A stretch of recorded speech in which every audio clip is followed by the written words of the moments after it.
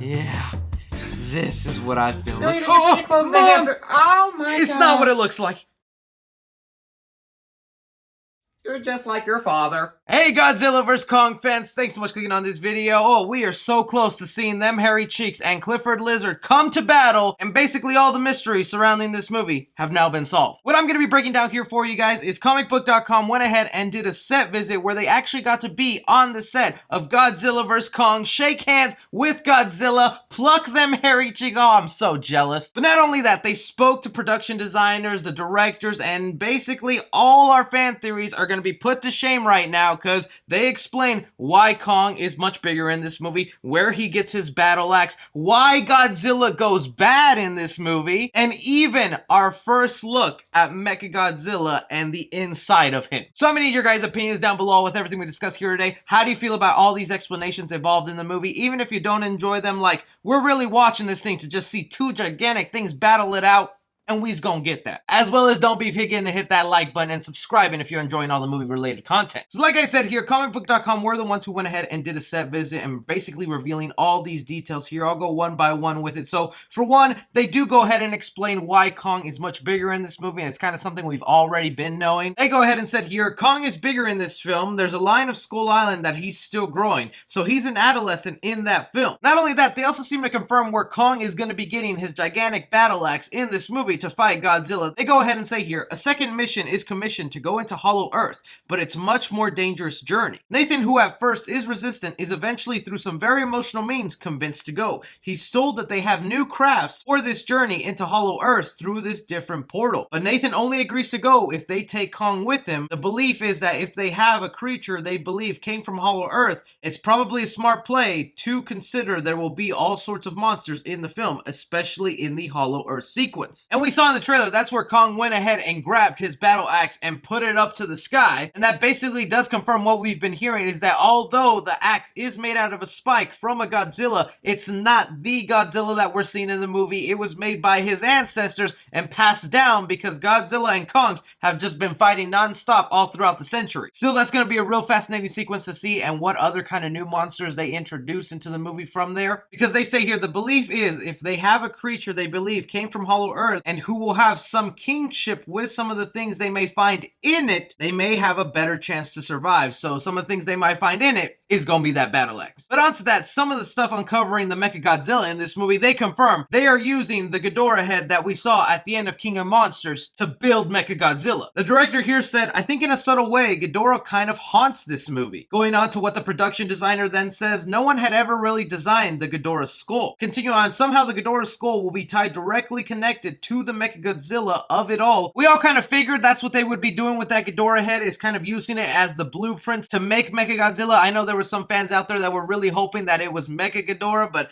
not just yet. Maybe at the end of this movie they can find the Mechagodzilla head and turn that into Mechagodzilla. But also, since now we know they are confirming that they're using the Ghidorah skull to turn it into Mechagodzilla, this also explains why Godzilla is going bad in this movie. Right here in the article, they say, this Ghidorah skull will send out some sort of signal out in Godzilla vs Kong, which will be a key part of the film, which allows the incredibly designed set to show off itself. So that is finally the explanation we have right there, is Godzilla is right there in the trailer. It's not the theory that some of us had where we thought that wasn't really Godzilla and maybe it was inspiration from the Toho movies where it's Mechagodzilla in disguise wearing some sort of meat Godzilla suit or a hologram covering him up. Nope, that actually is Godzilla the entire time. He's just kind of going crazy and mad because he hears a signal of Ghidorah out there and he has no idea where it's coming from. This also explains why in the trailer we see a board that is only attacking Apex and Monarch locations, because he's looking for this skull that is probably being moved around to all these locations. And you know what, that seems like a good explanation, and it makes sense why the King of Monsters would want to finish the job he started. But like, still, Godzilla is still killing innocent people looking for this thing.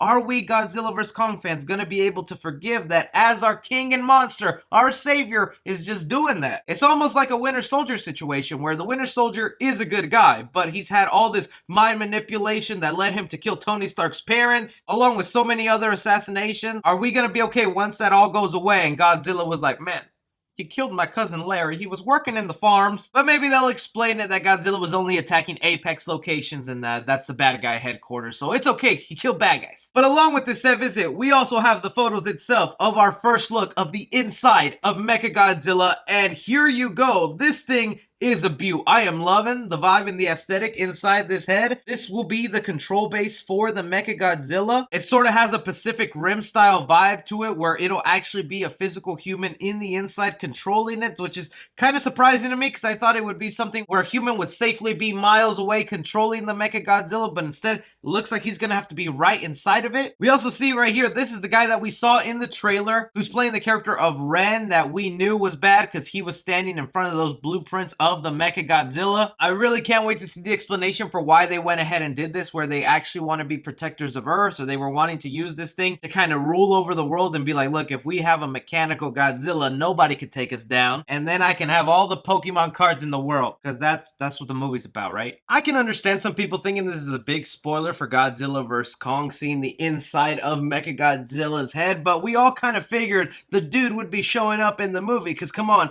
all these versus films have had some guy show up that's a third party that the other two guys have to team up and fight. But also pair that up with the confusing marketing message that one will fall in this movie, promising either Godzilla or Kong. At least that's what we think, when we all know it's gonna be Mechagodzilla as the one who falls. The director was still pretty open with Collider, saying that he wasn't gonna make the same mistakes Batman vs Superman did in this whole two people fighting that then have to meet a separate villain. So I have faith that they can pull it off, and I'm thinking there's still going to be a couple more surprises left in here in this movie. So even with us seeing the inside of what Mechagodzilla is going to be looking like, I still want to know what it could mean for the larger monster universe and how they're even going to end this movie if they're going to continue making more monster universe movies. And to anybody questioning that this would even be involved with Mechagodzilla, since they weren't clear to say that in the article, even though it's super obvious, if you peek yourself into the very corner of this photo, you can see again the control panel for a Mechagodzilla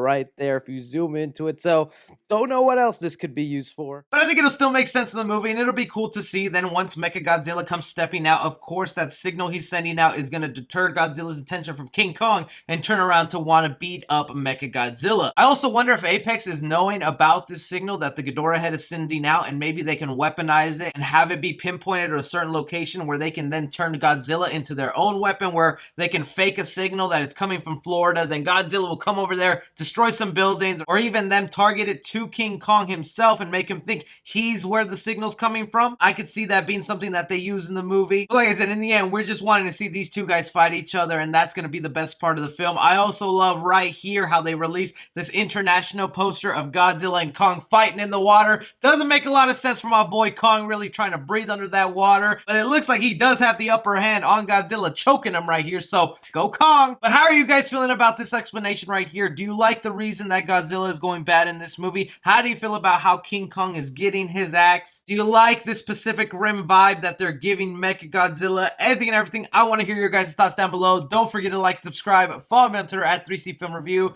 As always, I'm Chris. Take care.